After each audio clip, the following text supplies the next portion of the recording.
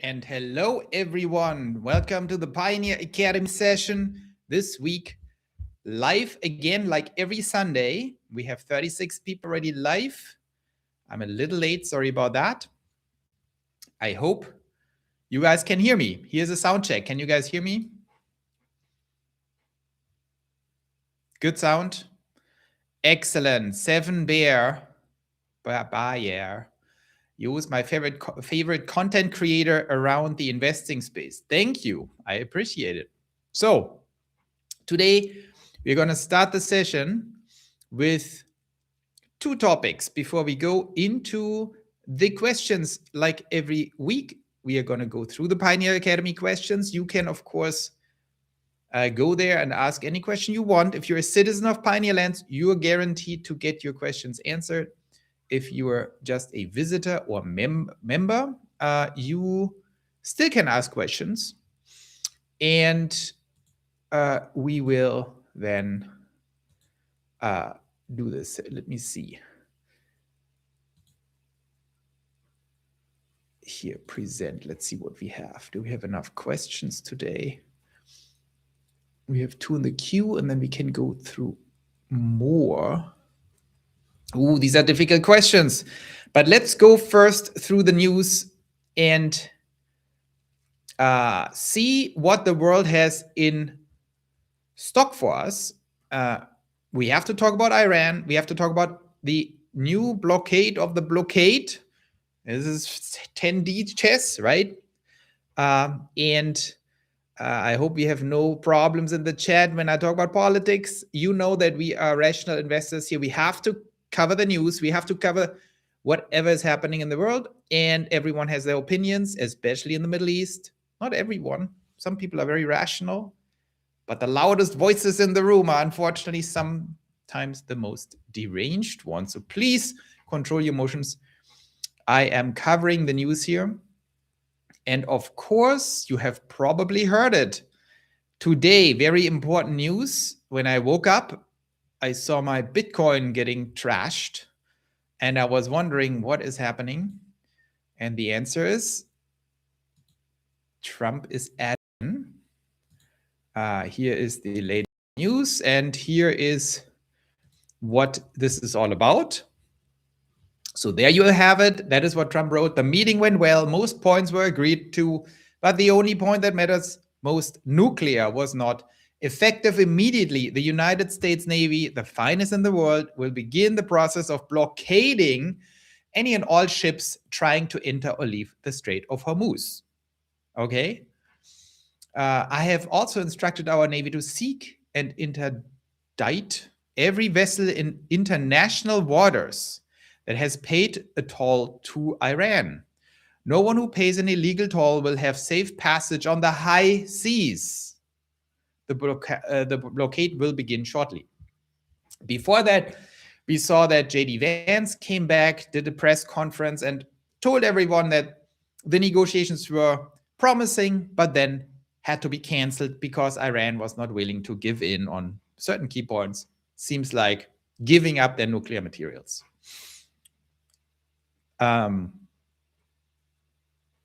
So what does it all mean for us? Number one, the reaction of the markets. We don't know what oil is going to do. My prediction would be that oil goes through the roof because this is a total hammer here. Because this is not just the worst case. This is worse than the worst case because now we have 2 countries blocking oil in the Strait of Hormuz, Iran and the United States. So both block the oil. That can't be very good for oil prices. So that's the situation. And the question is, what does it mean? If oil doesn't shoot through the roof, it means the oil markets think this is fake news. And that is exactly the question we have to discuss now. This is the first big topic for today outside the questions. The second big topic will be Tesla, by the way. But that's a separate topic. They're connected. But first, we have to deal with macro. And my take on this situation is the following. First of all, I do think there is some good news here hidden in this whole thing. Okay? What is hidden in here is that we see actually an improvement in the White House and in their strategy and approach towards Iran. And that improvement is that it clearly seems that the military option, boots on the ground, the big trap that everyone was talking about, is a little bit off the table. So this is a pivot towards something much less dangerous for the United States, at least militarily. I had my concerns. I think any expert who had any clue that I listened to, plus my own common sense, plus everyone else's common sense, was do not attack Iran with boots on the ground. It's going to be a potential strategic defeat of the United States, and with that, the implosion of the entire American empire, because the deterrent would be gone if you get a major defeat like that. Iran is just a natural fortress. They have been preparing for this. It's much worse than Vietnam, what's being prepared there. You can't enter with your boots on the ground through the Strait of Hormuz because, that's why they had to retreat with the aircraft carrier. So everyone is like, don't do it. It's the dumbest idea ever. So the good news seems to be that actually got through to Trump. He also said in a press conference, unfortunately, the American people don't want this. So he clearly knows it would be political suicide. That's all very good because I'm a friend of the United States. I don't want to see something terrible like that. So that is good news, that it seems like, okay, we are now getting into more civilized, more reasonable territory by saying, okay, let's blockade this whole thing. Because that's not very dangerous for the United States, at least not militarily. Now, my issue is I have two problems with this, or what means problems. My prediction would be they are running into two potential problems here. The first problem is, and I didn't have much time to think this through, so here's just my initial gut take on this. My gut take is that with a situation now, we have a Mexican standoff, an Iranian standoff. I don't know. It's like they brought Mexico to Iran. And that standoff is, this blockade is unexpected. It's an unexpected move because it seemed to be in the interest of the United States and Trump to not crash the world economy and not crash the American economy and not drive gas prices through the roof in, with the midterm elections coming up, because the American people are not going to like it and no one else is going to like it. And we are potentially heading into a recession. That is why opening the Strait of Hormuz was so important. Okay, because the political price to pay for a recession and an implosion of the economy globally is just too high. Now, Trump makes a pivot here, potential judo move, and says, well, if everyone thinks I am afraid of driving the oil price through the roof, why don't I just do it and see what happens? And the rationale behind it is a reasonable theory. And the theory is, well, Iran is heavily dependent on these revenues, obviously. It's basically the entire economy at this point. It's an enormous source of income for Iran. And so the theory goes, if we choke off their oil revenue by introducing a total blockade, they probably run out of money. And that is the Mexican standoff. Will this blockade and driving the oil price through the roof force the United States to cave first, to give in and say, okay, we're giving up, we can't take it anymore? Or will it force Iran to give up? And I don't know the answer, and I'm very sure no one knows the answer. Because for that, you would need to know things that no one really knows. Clearly, it will hit the Iranian economy very badly. There's no doubt. They will have no money, they will have no income if that actually happens. But how long can the United States keep this up? Can the United States keep it up a week, 2 weeks, 4 weeks? That is the big question. And so that is the situation we're heading in. It's kind of a poker game. Who gives up first? It's a typical Mexican standoff or game of chicken. There's an evil guy with a car who threatens to kill you with a car. You're Trump being threatened to be killed. Trump gets into his car and says, guess what? I'm just going to start driving and kill you. And then Iran says, well, I'm going to start driving and kill you. And now we are on collision course, not militarily, but economically. So that is the whole situation here. That is the downside and the upside. The upside is Iran at some point will just have no money left. and the economy is going to implode. The downside for the United States, well, the economy there will also implode, and the global economy will implode. That is the problem. And who will blink first? Who knows? That is a big question, and I think it's a huge gamble here. It's probably better than sending American soldiers into their death. Definitely better than that. But what is the potential outcome if Trump has to cave on this because it gets too bad? Who knows? And it will be very interesting to observe the oil price, what the oil markets think. Do they think this is a bluff, or do they take it seriously? Of course, they have to take it seriously to some extent.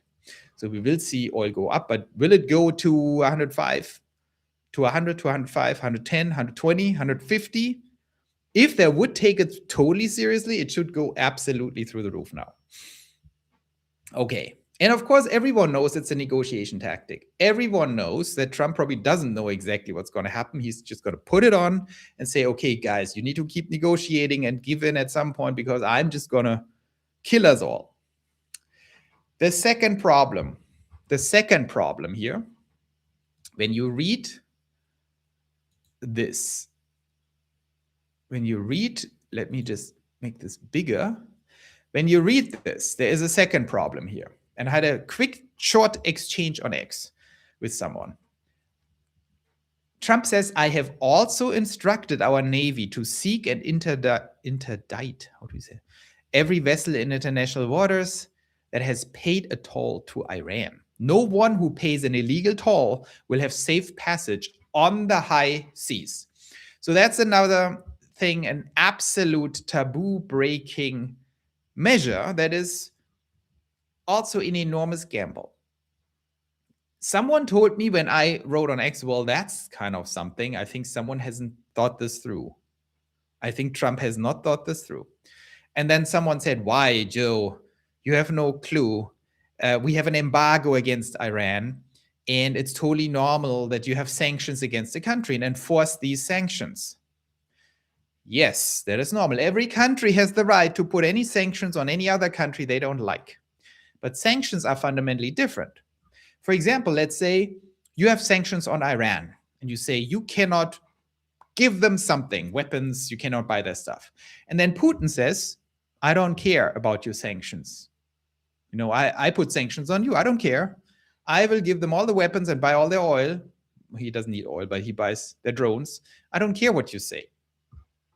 And if you have sanctions on a country and Russia or China says, whatever, dude, do whatever you want, and keeps doing whatever you don't want, no one cares, right? Because it's sanctions. There are no consequences on sanctions other than more sanctions on you if you do it. But if you're enemies or on the other side, no one cares. This here is a little different, okay? Sanctions are kind of optional, right? If you're a country and you don't like US sanctions, you just ignore them. And then the US can try to put sanctions on you, whatever. Here, we are saying, no, we have Navy vessels. And even in international waters, where no one is allowed to attack anyone, by the way, you're not allowed to do anything. That is the consensus. Don't do it. Now Trump says, I don't care. If you are any vessel, if you're an Indian vessel, if you're a British vessel, if you're an Australian vessel, if you're a France vessel, if you are a Chinese vessel, and you paid this toll, of course, from a Chinese perspective, these tolls, if they pay them, they are not illegal. Absolutely not illegal. They say, Iran, we are okay with Iran charging us these tolls. Here is your $1 per barrel. And then the Chinese ship docks in Iran, fills up the gas or whatever, the oil, and then goes onto the high seas into international waters and wants to go to China. Now, what happens if the US Navy says, no, we are not allowing you to do that? That is a clear, total act of war against China. It's an act of war against international law, against any country. And so what happens if the US Navy says to a Chinese vessel, well, you can't, I don't know, stop. And the Chinese vessel say, no, I don't stop. Do whatever you want. I'm not going to stop. Okay, what's the plan? Shoot it? Obviously, that's implied here. But that just means declaring war on all these countries, right? On the rest of the world. And so that is the problem here. Now, if you're China, do you want to go? Like, what happens if you're China and there's a US Navy vessel on the high sea, not in US waters, that says you can't go here, you can't continue? What is the Chinese vessel going to say? Well, since it's not a military vessel, it's going to probably just give in. But what's the Chinese government going to do? Depending on their stance on this whole thing, they could just send their own navy. It's like, okay, if you threaten our ships, then we send our military ships to escort them. And then we see what happens. And the US is definitely going to lose that game if all the other countries start doing that. So it's a huge gamble. All it takes to totally dismantle this is for the other countries to say, you know what, we are sending our Navy ships now to escort our ships. Of course, it's a huge affront against the United States, and they're getting pissed, and Trump would threaten each country. But I mean, if all these countries gang up because here. So it's a huge gamble. It sounds a little desperate to me because that can so badly backfire if everyone just says, no, screw you, then there's nothing they can do. And they look very stupid. Let's see what happens. So all of these facts that I just outlined, these two major problems, point to the fact that this is a negotiation tactic where no one really expects, including Trump, that this is actually going to happen or last for more than a couple of days or maybe a week. Because if it would stay like that, then there would be a major problem. So let's see. I like that it's more sane. It's a little bit more responsible than threatening to throw the poor Marines into like some death trap.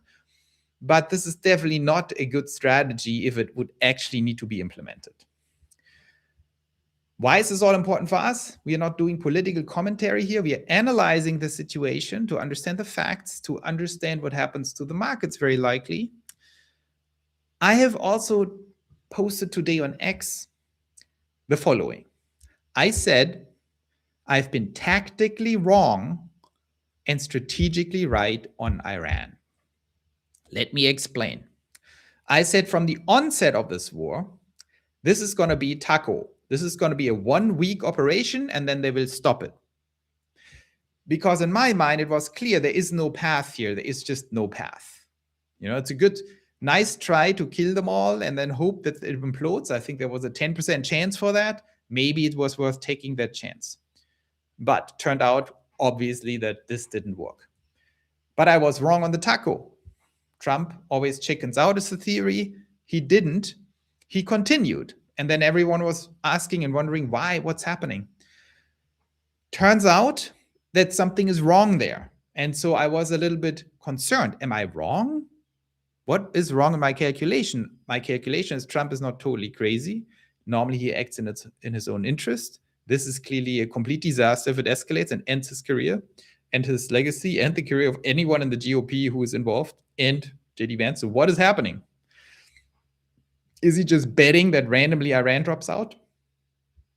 And so I was tactically wrong because I called the end too early, but I think I was strategically right because I am right. There is no path here. And I do not agree with some commentators who say it will just escalate. It's World War III and Trump doesn't have it under control. He's under Israeli control and they're just going to escalate like crazy. And it's the biggest mistake and a strategic defeat of the United States. I don't believe in that. I think they will just not follow through with this whole thing. There will be an off-ramp, even if it's a forced off-ramp, because Trump is not the guy who will commit political suicide. So if I'm right about this, if we in the end get a non-escalatory path, I would call myself strategically right, tactically wrong. Tactically wrong because I predicted it too early. So let's see what happens now. I think this is an indication that we are softening this whole thing, which is good. My next call would be this blockade is very likely not going to work because if they really follow through, European Union, India, China, they will just say no. And if they all say no and gang up on the United States, there's nothing the US can do. They cannot shoot at these ships. So let's see what happens. I think it's a threat to the Iranians. I think if this blockade just starts and goes on for a week, it will be very painful for Iran. It seems very unlikely to me that the regime in Iran will just implode because they're losing a few weeks of revenue because they're pretty radical ideological regime. So they're not going to give up because of that, in my opinion. Let's see. Okay, what does it mean for us from a trading and markets perspective? This can't be good for Monday. Clearly, it can't be good for the oil price. It will be very important to see how high does oil go. That will tell us what people believe, the oil traders. If that's fake news and their price drive it to 110, 120 maybe, or if there's a full blockade, it will go through the roof. Let's see. And then, of course, we have all these different reactions. Last point before we go to Tesla. Of course, there's also this problem here, or the hope that Saudi Arabia and the other GCC states, the other oil states around the Strait of Hormuz, can circumvent the blockade by using the Saudi oil pipeline that is now in full operation, I think 7 million barrels or something a day. They send it to the other side, to the Red Sea, and then ship it from there. The problem is Iran could shoot at the pipeline, even though that would be breaking the ceasefire. So I'm not sure that they're going to do it. Or the Houthis could blockade that strait, or whatever it's called. So let's see if that happens. That would be very bad for the oil price. So we are getting into tricky territory. But my strategic take here is it is unlikely that this will just last. It is more likely we will see another taco situation, or whatever you want to call it, another pivot away. This is not a sustainable strategy from a United States perspective. I think military options are more and more off the table, other than just bombing, but that doesn't do anything. So it seems like an interesting move. I don't know how powerful it is, and I do not believe this is sustained. Maybe I'm too optimistic here, but I think two takeaways. Crazy escalation is not going to happen, like suicidal escalation, which is very good. And this little pivot now into blockading can't last forever or too long. I think we will see the conflict fizzle out. That is my strategic call. Where I differ from other smart analysts who understand the whole setting, right? There, Professor Pape, I think, or what's his name? Pape is in the news a lot. And this, the Chinese guy, I forgot his name. They're kind of smart, but they're making some calls I do not agree with. Professor Mersheimer, I don't know what his latest is on this whole thing. I agree a little bit more with him. He says this is a big defeat for the United States. He's very anti-US in a way. He says it's a big defeat, but I think he says not, that it's just totally going to escalate. So my call is, yeah, it's going to be a defeat of the US de facto. If they off-ramp elegantly, they can sell it maybe as a non-defeat. I do think the negotiations are ongoing. Both sides are signaling, yeah, we had a good time. We just, we are hitting a little bump here. The Iranians said, we made progress, and these things never happened in the first meeting. So they're kind of constructive. JD Vance sounded constructive. This sounds constructive also when you see it between the lines. So let's see where it goes. I think this will be probably put in place for a week, and then we go from there. I'm not too nervous, even though I don't like losing a lot of money next week, which probably is going to happen. But I don't think this is too concerning when you take a step back. Okay. That's it for macro and Iran. Now to our second topic. Oh, I want to show you one last thing. I love it. There are all these Donzu wisdoms. I love it. Break an enemy blockade by blockading the blockade. Very smart. Of course, this is a little humorous.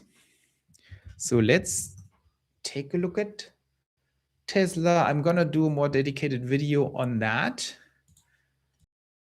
What does it all mean for those of us who are interested in Tesla and the stock? So we know that Tesla suffered a lot from the whole Iran situation. Iran happened here, and since then it's a slight down. And of course, Tesla did not recover the way we wanted to see it when the NASDAQ had this 3% or 2.5%, whatever it was, big day up last week. And the reason for that is that there was, I think, some disappointment about the 14.3 FSD release, that people expected more potentially and said, well, we thought now Robotaxi is going to launch and Cybercab is going to launch. And that doesn't seem to be the case. And then Elon also tweeted a little bit about, well, version 15 will be much better. And it looked like goalpost shifting. And I think that contributed to bad sentiment for Tesla. You saw this went up like crazy on this day and then actually ended up, I think, down or slightly very bad compared to the NASDAQ. And then, of course, Friday afternoon, we saw this bump because of the news from the Netherlands that FSD is now approved, finally, in the first European country, first EU country, opening the door for all of the EU, which was very expected, but still good that it happened and gave it a little bit of a bump. Now, I'm preparing a video for you guys, probably tomorrow. I'm a little late this weekend, on my outlook for Tesla. And my take is, assuming the macro and Iran situation does not escalate again, even though right now it looks like it, but as I said just before, I don't think this is too serious, to be honest. It will feel serious tomorrow and Tuesday, but it's going to go away. I think Iran is kind of done. I think the spell is a little bit broken. I think the White House knows, okay, we have to get out of here. This is deadly, domestically deadly, politically a total disaster. And they have to get off, and now they have a break, and now they have time to figure it out.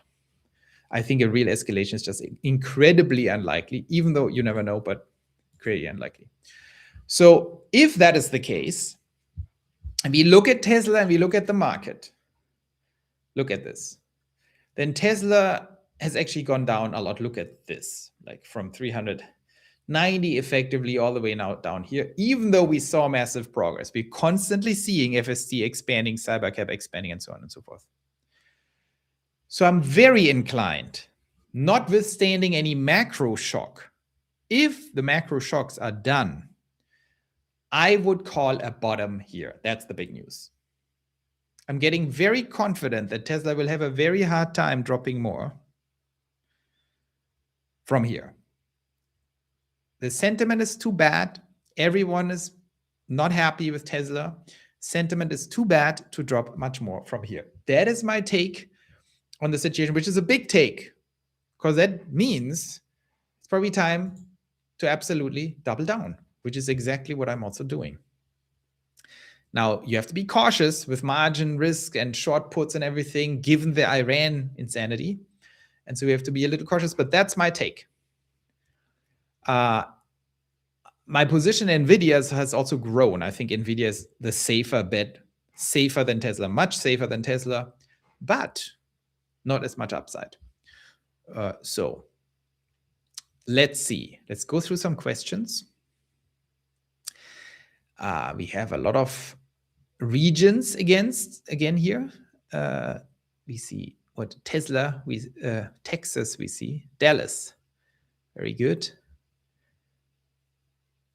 Thank you, Joe. I put a lot of weight in all of your input. Thank you, Stephen. Always be cautious. Always use your own brain. I'm just one voice in the desert. There's been no volume on this Tesla drop. Capitulation is yet to come. If Tesla and SpaceX merge, will this suppress the Tesla share price? We have a question later in the Academy, so I will discuss this there more. Elon said it was the last piece of the puzzle. I know, but Elon says a lot. That's the problem. Tesla bottom and going up from here. Yes, that's what I think. I do think the following. You guys have to just recognize a very true wisdom about the market. When sentiment is the worst, when everyone gives up hope, it's just always the same. You hit the bottom. Now there's a saying, whenever it's the darkest, or at the darkest moments is the moment where just before it turns pitch black. It's my despair quote. So we have to be cautious. But that is the situation as I see it. So, it was a very painful slide down, But when you compare to last year, by the way, we are actually not that bad. Last year, we saw this thing drop from exactly the same point, from 480 to 220. Don't forget that. Last year, same time, we were at 420 or 430, 220 or 230. So it's like Bitcoin. You know, I'm watching Bitcoin, Ethereum. I'm very involved there too. And everyone has totally given up hope. I think this thing also has bottomed, right? Everyone is so despaired. And when you look at the comparison of Tesla to last year, we're doing much better. We had 340, not at 220. And I think it's over. You also have to consider, with all these technical TA analysis, with the stock astrology, as I call it, it's not that simple. You have to look at the market. You have to look at macro. You have to look at general sentiment, because Tesla is not going to go into a tailspin right now without the market going into a tailspin. If the market is going up, Tesla is not just going to drop for no reason. There are also no downside catalysts when you really think about it. Of course, for us, we have these expectations. I had the expectation, oh, let's scale Cybercap. But if scaling is delayed, if Cybercap is scaling, by the way, you know, we see 30 to 60 Cybercaps coming out of the factory every single day. Joe Techmeyer, the great Joe Techmeyer, the drone king, he shows that on X all the time. Only that we don't have unsupervised scaling. But at what point would that become a negative catalyst? It's not really a negative catalyst. It's just not a positive catalyst. So the stock will maybe slowly deflate if it doesn't happen. Earnings call will be very important. I don't know if they're going to reveal anything. I think they will be guarded again on the earnings call. They will say, well, we are making great progress. We are continuously expanding. We are continuously making sure this is safety first, blah, blah, blah. They're not going to say on the earnings call, oh, we can't scale. And if they're going to get pressed on unsupervised and rollout, they're just going to say, well, we are continuously optimizing the system. We have some unsupervised. They're doing well. And we will decide, depending on the performance, to continuously grow that with increasing scale. That's it. So it will be wishy-washy, in my opinion. So yeah, baby steps continue. And at some point, there are toddler steps, and then there are like 6-year-old steps. So we just don't know the exact timeline. It can happen anytime, in my opinion. I think it's going to take until version 15. Everything sounds like it to really get into scale. But again, I don't want to bet on that. And then it's not version 15, whatever. We just have to dig in a little bit and psychologically understand at the moment where you start giving up hope, that's always where this thing goes up. So you have to be cautious and rational. Iran and the markets can remain irrational longer than you can remain solvent. Good point. Not just Iran. There are more people involved here who are rational. New spottings of Cybercap in Kansas. Really? Yeah, I remember someone said Kansas. I mean, it's just, you know, guys, you have to think about it. Like, we are sitting here and we see this spreading all the time. They're producing dozens and dozens of these Cybercaps, and they're getting delivered to Kansas, to Chicago, to Boston, to New York, tons of them into, you know, Texas, tons of them to Arizona, tons of them to California, Florida. Like, I mean, something is happening clearly. I think, oh, Tesla Granny, that's a great name.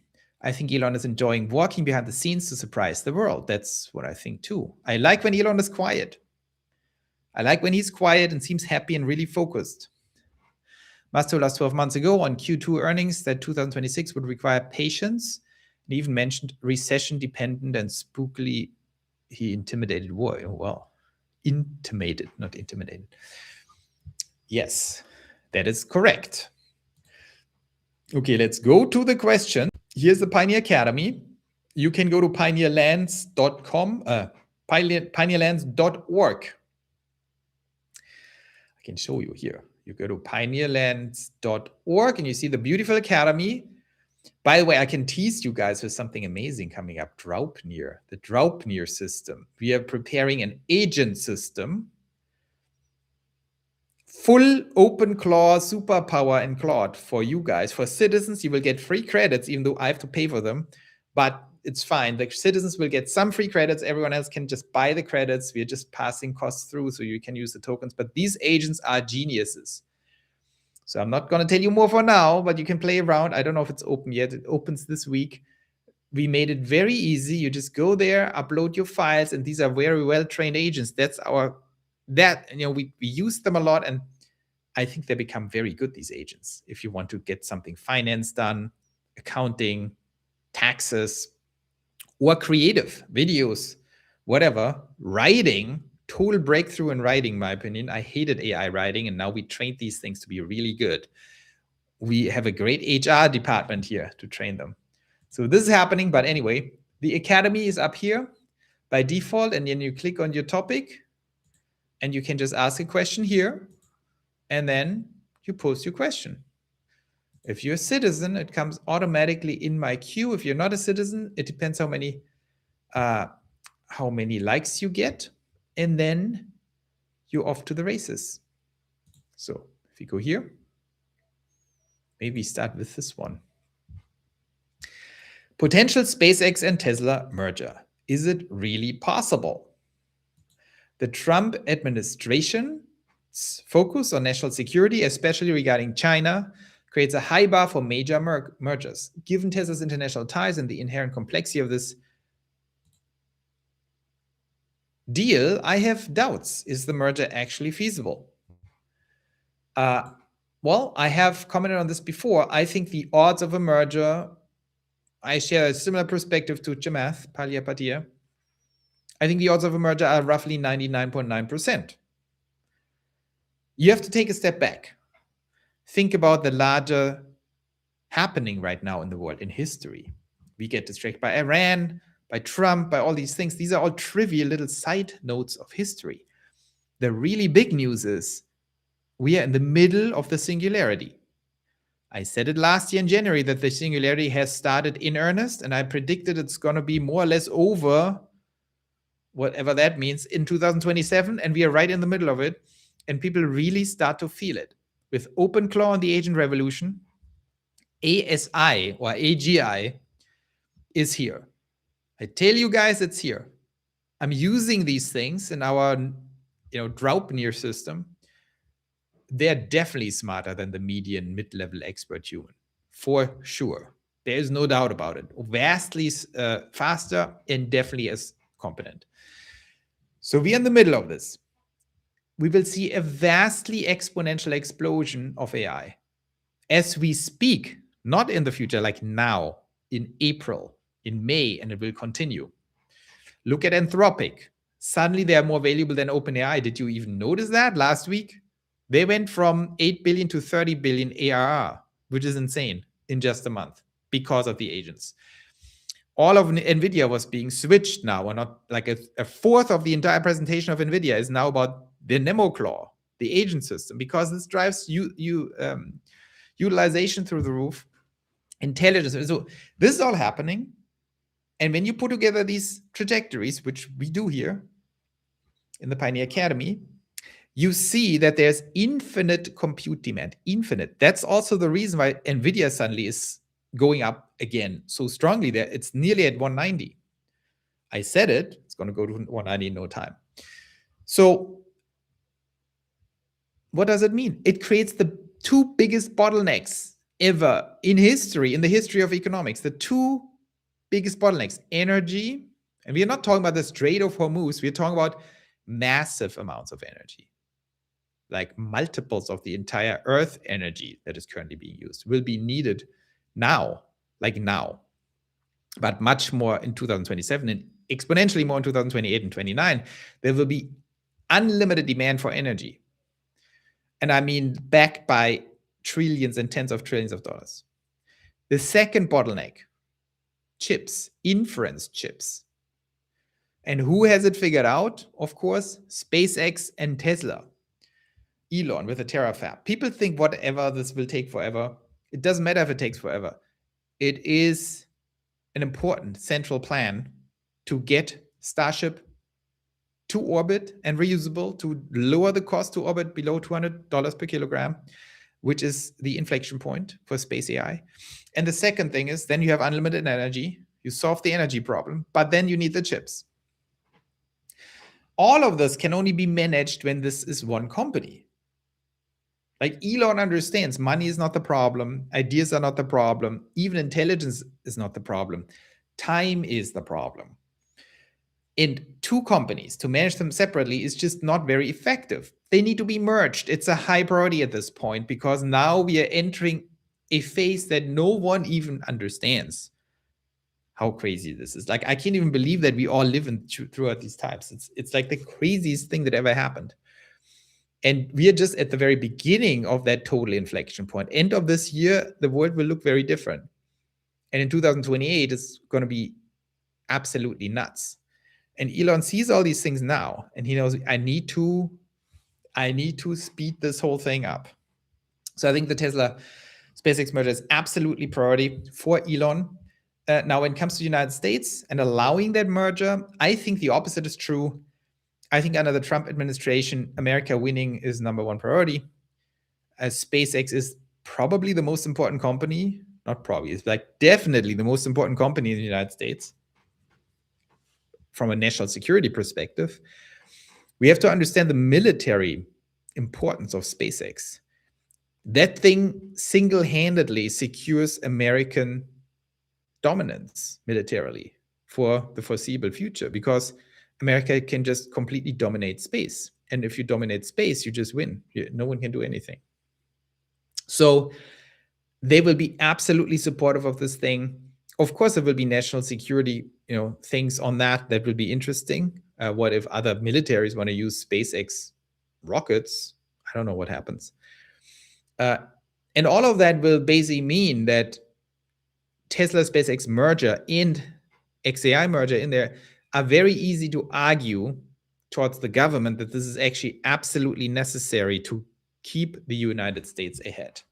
That is why I do not think there's any problem. I think the opposite is true. And the merger will be continues to be one of our foci here. Let's go to let's stay here and read first some questions. Do we have questions? Pod X. Joe, if Tesla and SpaceX merge, will this suppress the Tesla share price over the next 5 years? I don't think so. I'm working very hard to setting up the Pioneer Academy. We have our analysts coming in. I hope I can tell you more over the next 4 weeks, but we have some time. I mean, this is not going to happen overnight. My ambition is here to turn the Pioneer Academy and Pioneer Lands into the leading source of insight into the quantitative future of SpaceX. I don't think anything will take 5 years from now on. I think SpaceX will show significant boosts from their space AI business within 3 years, probably by year 3, by year 4. And that will be anticipated 1 year before. So in 2 to 3 years, we will see major cash flow projections coming in for SpaceX. In the meantime, it can clearly boost its revenue and margins through Starlink, and that is totally on the agenda. Elon posted on it. You can expand Starlink like crazy. So it's not that SpaceX is dead in the water now. It has Starlink. It will, improve its margin in absolute terms massively quickly. It will have the giant carrot dangling there. I think the carrot of space AI will come faster than people think. So it's not that SpaceX is dead in the water. But compared to Tesla, obviously it's not as attractive from a short and midterm cash flow perspective. So let's assume that merger happens next year and Cybercap started scaling. I think Cybercap and Optimus, especially Cybercap, can bridge this gap into the SpaceX and Optimus revenue streams. I think Optimus and SpaceX will be pretty much paralyzed. And so, yeah, sure, there's some lifting to do for Tesla. It's all depending on what the deal is, right? So it's very hard to comment on these things if you don't have any deal on the table. Like, is it a one-to-one exchange? Is it a market cap-based exchange? Then the question is, what's the market cap? If SpaceX is above Tesla, if Tesla stays at 1 trillion or something, SpaceX turns into 2 trillion, that would be weird. I think that's not a good ratio for the merger. But if Cybercap starts scaling, then Tesla can very quickly go to 2 to 3 trillion. So who knows? It depends. If we have the merger mid of next year, everything could look very differently.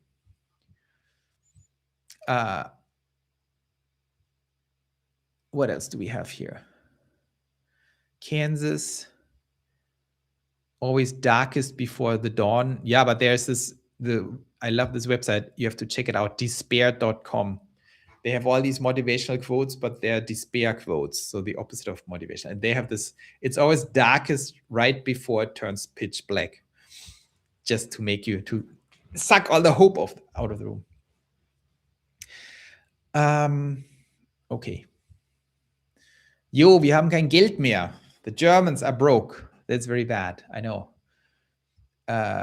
Tesla Granny, thanks you. I'm a big fan of you. Thank you, Tesla Granny. That sounds like competition for Tesla Boomer Mama. Ideas about Anthropic's Mythos. Ooh, this is a long story. I will get back to this in a minute. Let's first check where is strategic move with Intel and Tesla. Yes, I had a good video on that. People actually don't talk about this too much. I mean, you have to also look at Intel stock that went up 30% together with this whole Tesla news. It's crazy. Google owns 7% of SpaceX. Couldn't Google make a play for Tesla? No, Google is too small to make it. Like, Elon has to agree. I'm not competition for Boomer Mama, just have grandchildren. Very good, Tesla Granny. Okay, let's talk about Mythos. The big mythos. Let's do a little interjection with Anthropic Mythos. Yeah, I mean, I just talked about the singularity and how serious the situation is. People do not understand. I know it sounds stupid because all these AI people on YouTube say, oh, you don't understand. No one understands. No one understands. But to some extent, it's true. Like, most people don't have it totally on the radar. We live, like, this time is actually different. And that's what no one gets. Because everyone says it's always not different. This time is different. Intelligence is a very big deal. And now we know the timeline. We know that as we speak, we hit the inflection point. We hit the hard takeoff. We hit the hard takeoff. There are things happening in OpenAI and Anthropic that are a little bit concerning, in my opinion. Maybe you have seen that there's also Bessent. Secretary Bessent has now called to some form of emergency meeting about Mythos. So now the government actually got the message. This is crazy. It's going to be dangerous. It's going to be crazy. And it's going to be now. So while we speak, for those of you who didn't follow that, Anthropic Mythos is the new coding model that Anthropic came out with. And that thing is actually so effective that they decided not to launch it. And instead they have this glass, what is it? Glass something project. Can you guys look it up? Tell me the project Glass. A special Anthropic project. Anthropic Glass Mythos. What is it? Glasswing. I don't know why Glasswing. Project Glasswing, instead of releasing the model, they have decided that they need to give it to the 40 biggest corporations in software to make sure this actually is not getting out of hand. Because this model is so super intelligent. We are not talking about artificial general intelligence. We are talking about artificial super intelligence in coding. That is what Mythos seems to be. And that thing is so powerful that it can figure out any kind of security problem with any software. It can hack everything.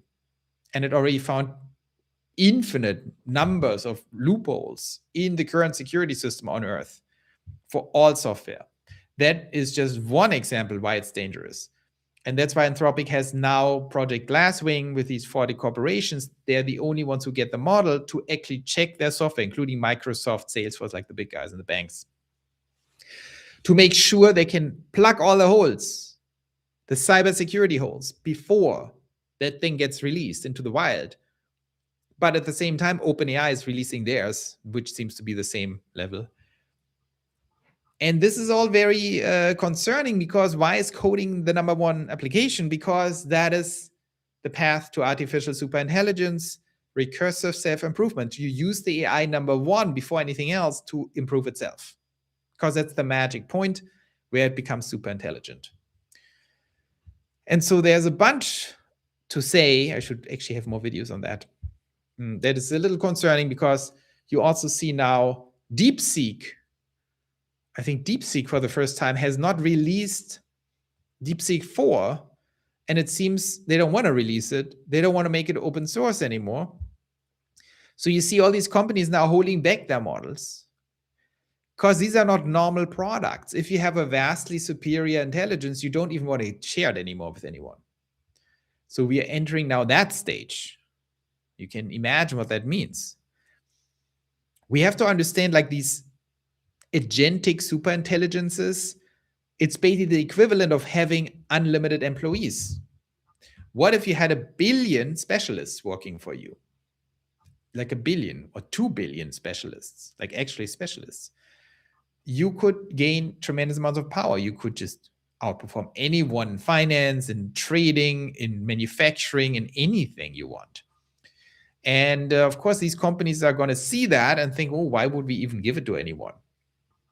These are all very problematic things. And because I'm using these agents now in the Draupnir system that is soon available to all of you guys too on Pioneer Lands, we also have potentially some enterprise people who want this, because we have pre-trained agents that actually work out of the box much better than OpenClaw for any kind of real job. You know, I'm seeing that this is not hype. I'm seeing that this is full on true, which is crazy. So that is the situation. And let's see what happens. Can just tell you, we are at a total inflection point. That's also why, in my opinion, you're seeing Elon not even commenting on politics so much. I think we have this escape velocity situation where Silicon Valley and the tech leaders, the AI leaders, understand this is our moment, where we kind of decouple from all that worldly stuff and go into the ether and become super gods, which is concerning when you think about it, but also exciting. So we have to watch this very closely. Okay, let's go to the next question. Creating alpha under current circumstances. Well, that's our job. With Pioneer Alpha, go to pioneeralpha.org. By the way, there's interesting things waiting. We're making good progress, by the way, with institutionalizing the Pioneer Alpha strategy. I will give you an update very soon once we have the whole website fine-tuned. The Pioneer Bonds and the Pioneer Alpha LLC product in the US is launching to allow everyone who's accredited or qualified to actually invest with the Pioneer Alpha strategy. That's going to be very exciting. Not a solicitation, by the way. This is not an advertising for any kind of product. I'm just telling you what the Pioneer Reserve and we over here are doing, because it's important for Pioneer Lands. So the question by Casey is, I currently hold a significant position in Tesla Leaps, expiring in June.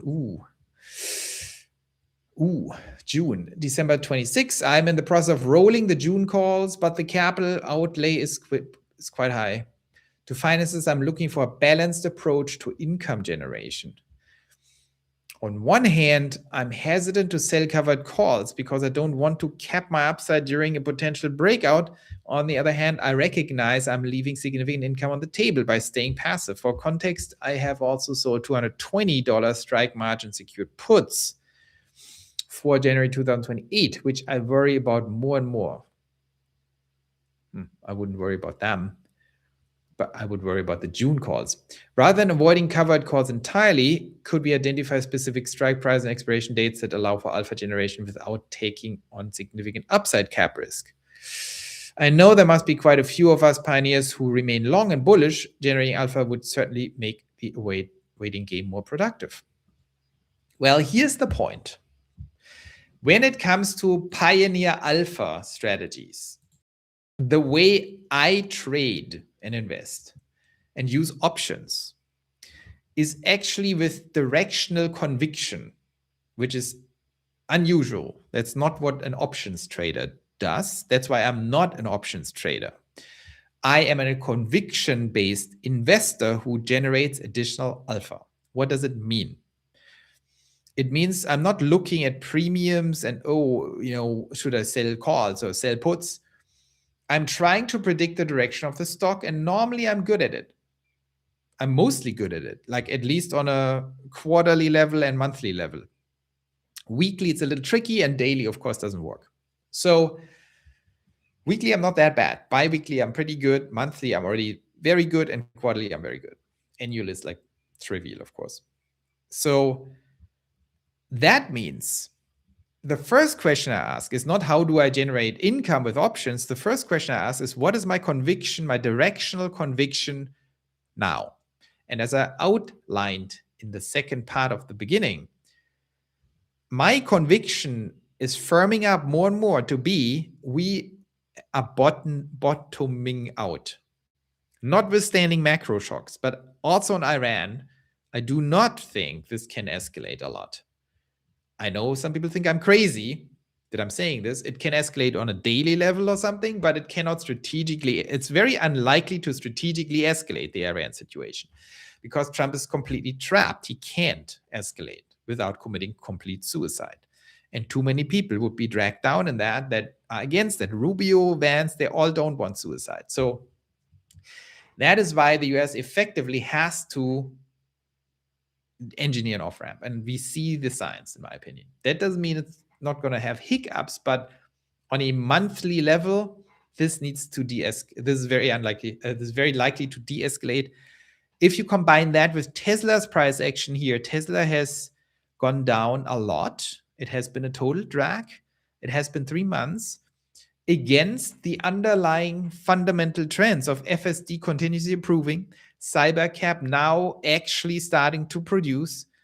And so the combination, I was probably not right with my April-May big inflection and scaling point, but I'm also not completely wrong, right? We need to be rational. Was I right? Probably not. Was I totally wrong?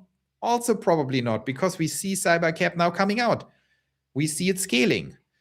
Sure, not unsupervised, which means I was wrong on April, very likely.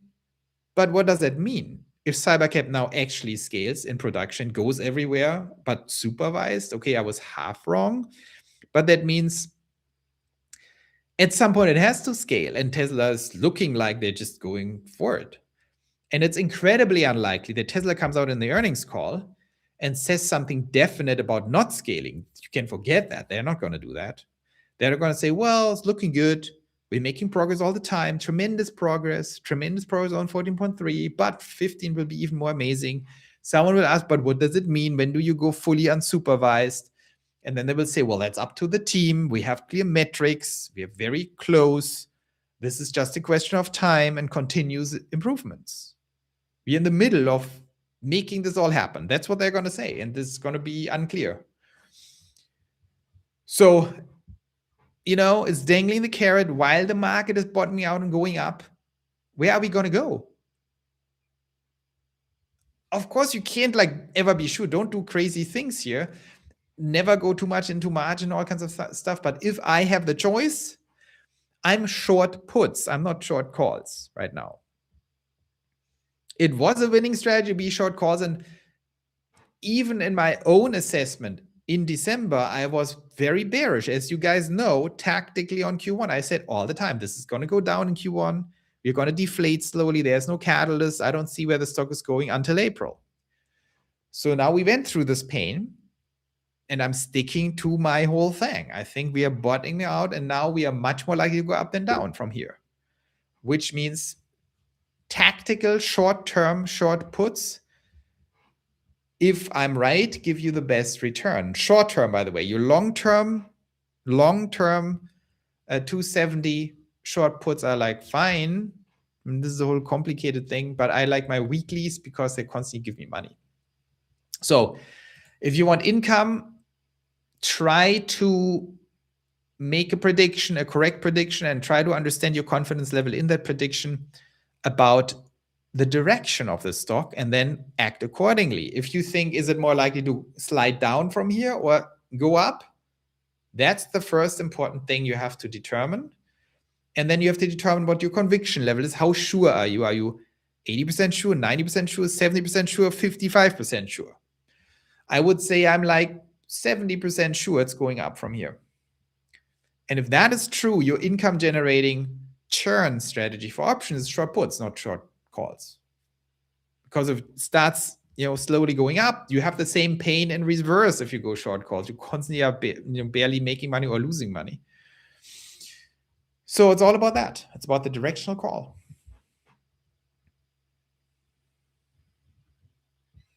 Have you tried getting a job? That's such a bad idea. Jobs are not income generating anymore.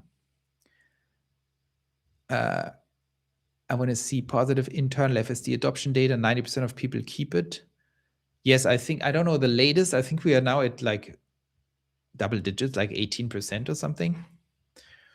5 unsupervised robotaxis seen yesterday. Really? Focus on nature. Focus on nature and cybercaps. Really? Can you send a link? That would be interesting to see. Oh, Robo Tracker.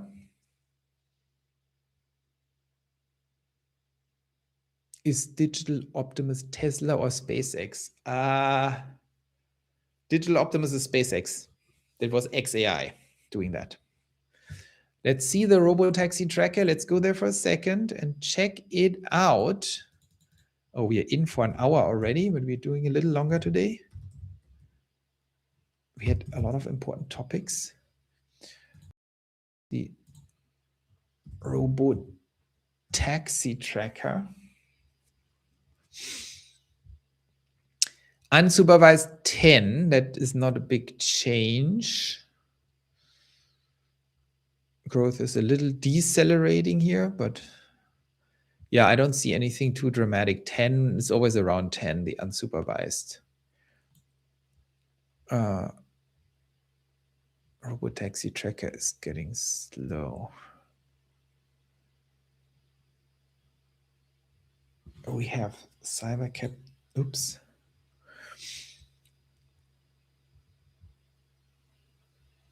These are just all the CyberCaps.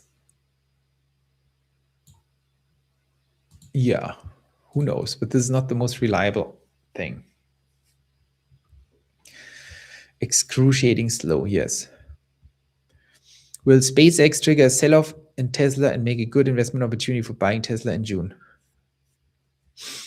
Who knows? I told everyone that I'm not a fan.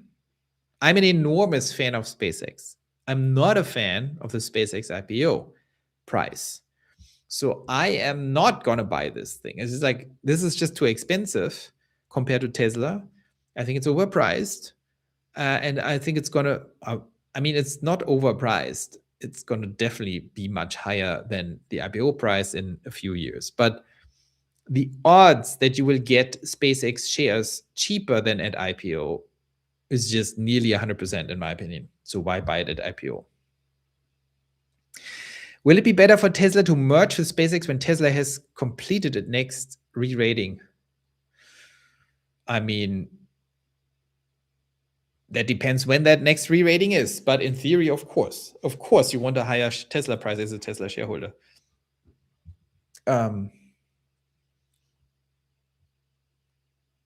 What's your take on the recent approval in the Netherlands? I think it is expected, it's important, and it's on time.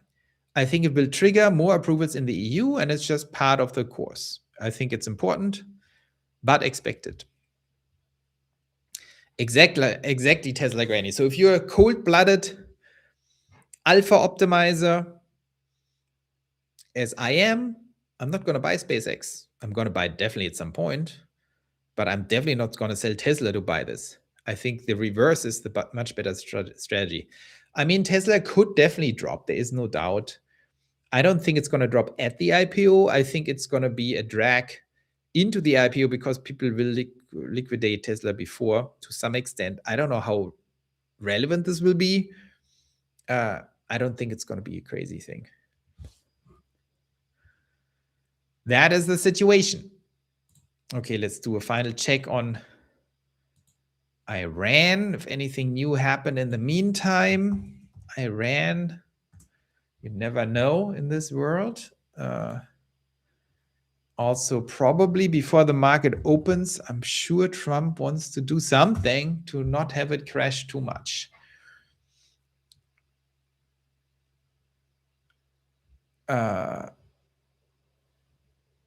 Interesting, by the way, we also see that the Taiwanese opposition leader, I think, is going to China or went to China, had a very good visit.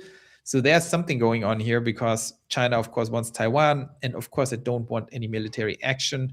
Ideally, they get Taiwan for free, kind of. I don't have too many opinions on this, but it's for sure that China wants that. US consumer sentiment, by the way,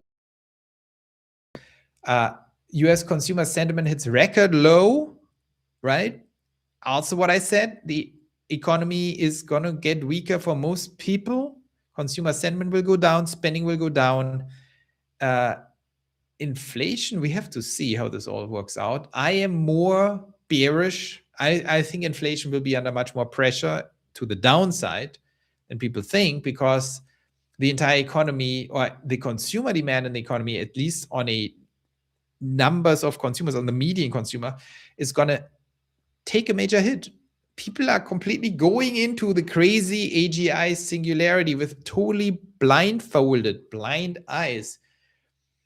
We will go into a crazy period this year. That is actually hard to predict. I'm incredibly bullish on Tesla, on NVDA, on Micron, on AMD, Intel, like all these, on the entire semiconductor crowd, the entire AGI crowd, OpenAI, even though everyone hates them, and Anthropic, of course, insanely bullish. Amazon, because they're involved. I mean, there's just no stopping these people. And SpaceX, after its IPO drop, I will be incredibly bullish. But the rest of the economy, we have to be cautious. There will be enormous disruption. The whole unemployment debate, obviously everyone will lose their job. And obviously that will happen in the next 12 months. It's like unbelievable to me that people are gaslighting themselves and us so much on it. From David Sachs to Mark Andreessen, of course, they have vested interest for gaslighting everyone. But it's crazy. This is just going to be crazy. And then everyone is unemployed, except for the people who have, who are being pioneers or entrepreneurs. And a lot of people will make a lot of money with stocks, so they don't care if they're unemployed. But even more people, many more people will not make money with stocks, and that is going to be a giant problem. We have to figure out what happens. I also think the economy will decouple from consumers more and more, as it already does. The economy is more and more just dependent on B2B transactions and on the rich people. With rich, I mean the top 20%, top 10%, that take over more and more of the economy. Over 50% of consumer spending is now the 10%, the top 10% or something. Which means the fact that more and more millions and tens of millions of people will be in terrible shape will not even impact the economy. So this is a whole new world, but there are problems on the horizon of enormous proportions, which doesn't mean a stock market crash. So all of that is happening, and we need to be prepared for that. Don't we already have like 1/4% of it anyway? What do you mean, IMAX? Of what? At what price would you look to get into Tesla 2028 leaps? Well, I'm still determining my exact strategy now, how I double down. I'm mostly going in with short puts at the money. £2. What entry price for Tesla 2028 leaps? Well, it depends. What entry price in Tesla? So when it comes to leaps, again, what we have to ask ourselves is very simple. Not simple, but ask ourselves when it comes to leaps is always go for 18 months out, not too close. You don't want to get into time decay. And the art of the leap is to, of course, call the bottom as much as you can. I think right now is a reasonably good time to calling that bottom. But the second condition, and that's why I'm hesitant on leaps right now. Hesitant. That doesn't mean I don't like them. I'm still considering, but I have more time. You want to get into leaps when you have a run up, because a bottom is not enough. If you have a bottom and then it creeps up very slowly, the creep up is equivalent to your time decay. So you're not making any money, right? If you're getting into the bottom and the bottom is 350, let's say, and 1 year later you're at 450, you lost money on the leaps because it's too slow. You know, what you want is if it goes from 350 to 450 in like by end of May, this would be a beautiful thing to get into leaps and then get out. So leaps also, you need to sell them when you made a lot of money and you don't see a repricing. So if Tesla goes up from 350 to 450, for example, without a repricing, so meaning there is no robotaxi, there's no scaling, just went up because the market feels like it again, and this is very likely some kind of bottom, so a recovery to 450 would still mean we are down from December significantly and treaded water. In other words, that can happen without any great catalyst. We can easily go to 450. We can go up $100 from here without any major catalyst, just because the market feels good again. Iran is over, rest of market goes up, Tesla rallies a little bit on some fake good news. We go to 350 in no time, to 450. If that happens, it's probably time to get rid of your leaps, because then you nailed it. You got in at the bottom, you had a little run up. Why do you get out? Because if there's no catalyst coming that is reliable, you're just losing money on the decay. If you get, for example, 600 leaps or something, 600 strike price, you don't want to be in leaps for long periods of time because it costs you a lot of money, long periods where nothing happens. So you try to catch the run up. So I went in May or whatever, April last year, and then I got out in November. Most in November, October, like somewhere around there, I went out. I was like, well, that's it for me. So the art of leap roll strategies is you need to get out when you make a lot of money. And the question when you get out is a question of why it went up. If nothing happens to Tesla and it goes to 450, it's time to get out of the leaps if you buy them now, because you got like a little lucky and a little catalyst. If we see scaling of cybercap and that drives Tesla to 450, definitely don't get out, because it could go all the way to 1,000, because then you're an upwards trend of repricing. So you have to make a judgment call, and that's what we are doing here, of course, to understand, okay, did I make a lot of money and why did I make a lot of money? If you made a lot of money for no good reason, sell, take the win. If you made a lot of money because we are in the middle of a repricing, don't sell if you're at 450, because it will go to 550 and 650, potentially 750, potentially 950. So very important to make the right calls, understand the underlying trend, where it goes. So would I get into leaps? Why I'm not totally convinced is because I do not see with any reliability that inflection point coming. If we had more evidence that unsupervised is actually coming in the next 3 months, I would go in. And maybe you say, Joe, you told me April or May. First of all, this is probabilistic. Second, I'm not saying it's not going to happen, but do I see enough evidence and clear catalyst that makes me confident enough to actually put on leaps that cost me money and time decay? No. I want to wait until I have higher certainty on the leaps. I do not like to sit here and lose money on it. This having said, the odds that we are going to 400 or 450 with no reason over the next 6 months, maybe 3 months, maybe 4 months, are pretty high in my opinion. So if you want to take that risk for $100 upwards with leaps, probably not a bad idea. I like my short puts because there's no time decay to my disadvantage. There's only an advantage. So if I'm very convinced we have some form of bottom, but I'm not convinced we see a major run-up guaranteed, then short puts are a better move than leaps, because short puts are always much better deal because the premium is on your side. The problem with short puts is if anything bad happens, you have margin problems. Like it's much more dangerous to the downside. And so if you have high conviction, you're hitting a bottom, but low conviction that there will be a major run up, short at the money or even in the money puts are good. If you hit a bottom and you say this could also be combined with a major run up, then leaps are better.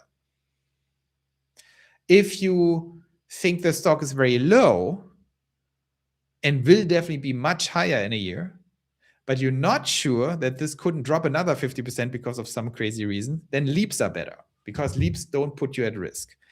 So it's all about if you have high conviction, this thing has to go much higher, but you have low conviction that it doesn't drop more, then leaps are good.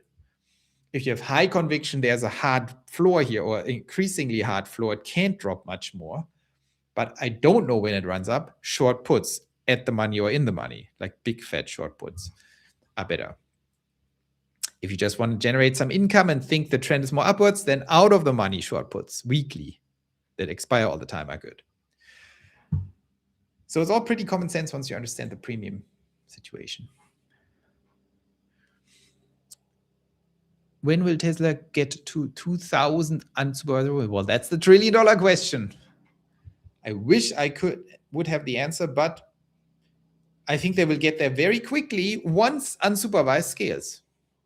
I'm getting more and more into the CERN basher mindset, like it doesn't even matter when. What matters is when does unsupervised cybercap actually start scaling, because it doesn't matter if you have 24 or 50 or 2,000, because if you double every month and you're at 50, it goes 100, 200, 400, 800, 1,600. So in 5 months, you're basically at 2,000. Do you think there is a risk that Tesla issues more shares to raise money for Terafab?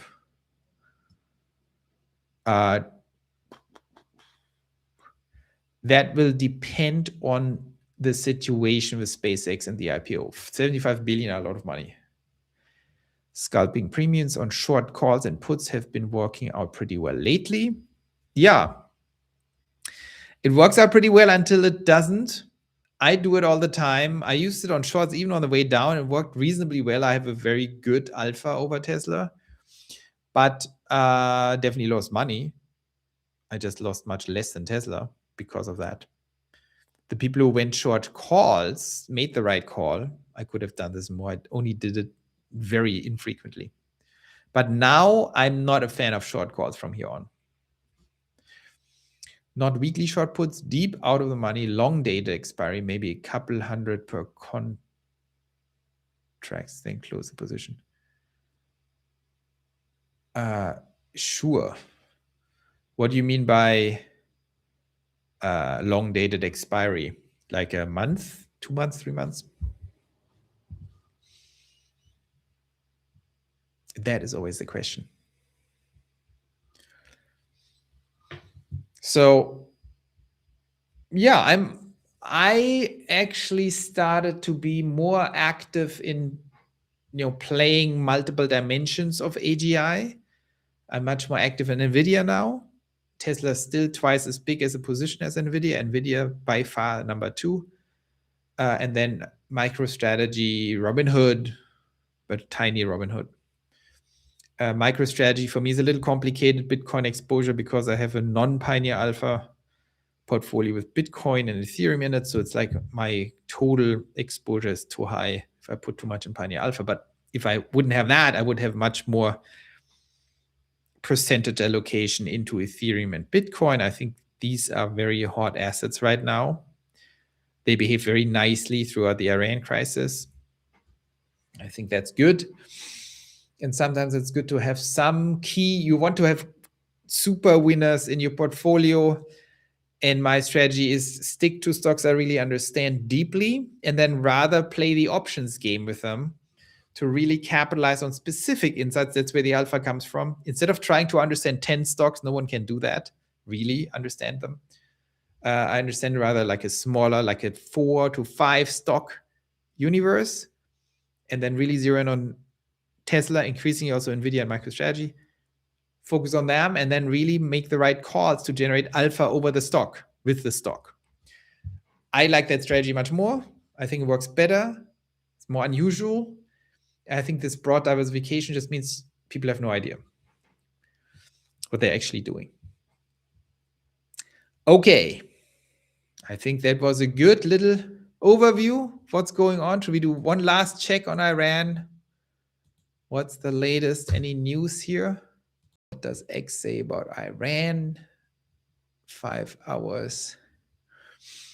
1 hour.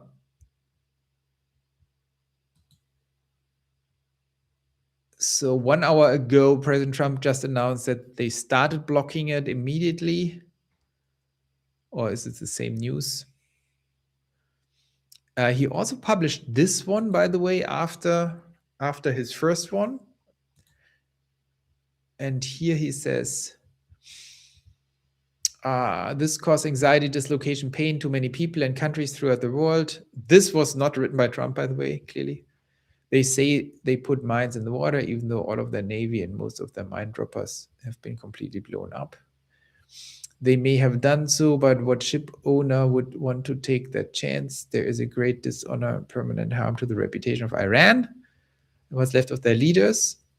But we are beyond all of that. As they promised, they better begin the process of getting this international waterway open and fast.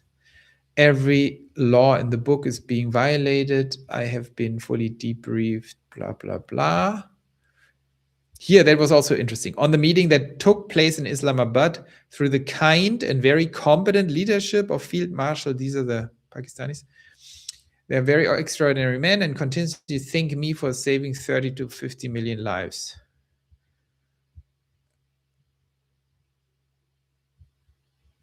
Okay. The meeting with Iran began early in the morning, lasted throughout the night. Great detail. Iran is unwilling to give out nuclear ambitions. In many ways, the points that were agreed to are better than us continuing our military operations to conclusion. But all of those points don't matter compared to allowing nuclear power to be in the hands of such volatile, difficult, unpredictable people. That actually is very nice how he says that. So that seems pretty conciliatory. My 3 representatives, as all of the time went by, became, not surprisingly, very friendly and respectful of Iran's representatives. You see, this is like interesting stuff. So my 3 representatives, as all of this time went by, became, not surprisingly, very friendly and respectful of Iran's representative, Mohammad Bagher Ghalibaf, Abbas Araghchi, and Ali Bagheri. But that doesn't matter because they were very unyielding as to the single most important issue. And as I have always said, right from the beginning and many years ago, Iran will not. So I think in total, that doesn't seem too hostile to me. Let's see what happens. I suppose you could call the micro-strategy concentrating on a handful of stocks. Call that a micro-strategy. Yes. Very funny. Expecting red market open Monday, no Iran deal and blockade. I mean, it will be interesting. The market, if you read between the lines here, in a way, it's a de-escalation. That's what I think. Of course, it's an escalation based on the assumption that there was a ceasefire, everything was fine, but no one believed that. So here we see now, okay, finally we are pivoting away from ground troops. We are pivoting away from Karg Island, all these insane things that would lead to a total blow up of the entire infrastructure. That was my main concern. This whole game now is like, who cares? Play in the waters, play in the high seas, play a little war. No one cares. And no one takes this stuff seriously anymore. What was serious before, if the US would have done something very dumb and send the Marines in there, let them all get killed, and then Iran escalates and destroys all this oil stuff, that was serious business. What Israel did with this island in between and Iran, you had real damage there. So I think a lot of people see this as a game and Trump wants to play and they want to play. Like, let them all play. It's all fine as long as they don't break anything. And the problem is if you do actual ground stuff, and what we started to see in the conflict was real damage.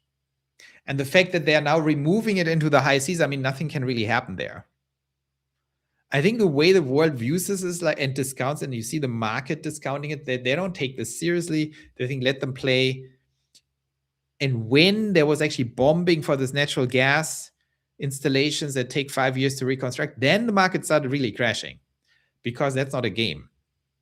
So, from that perspective, let's see what happens tomorrow.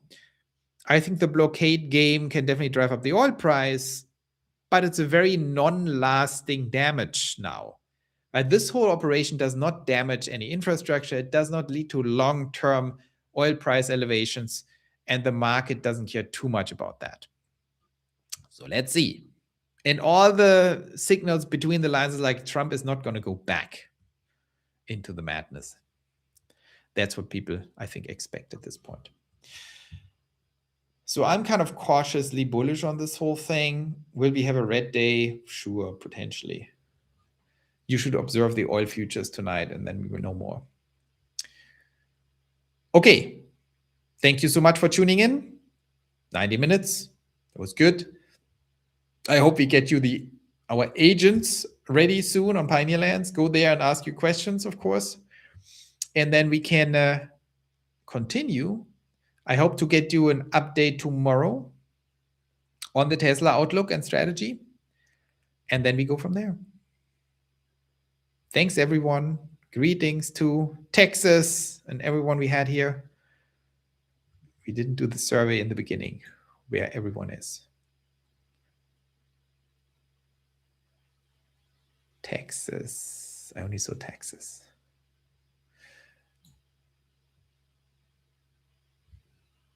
See you guys.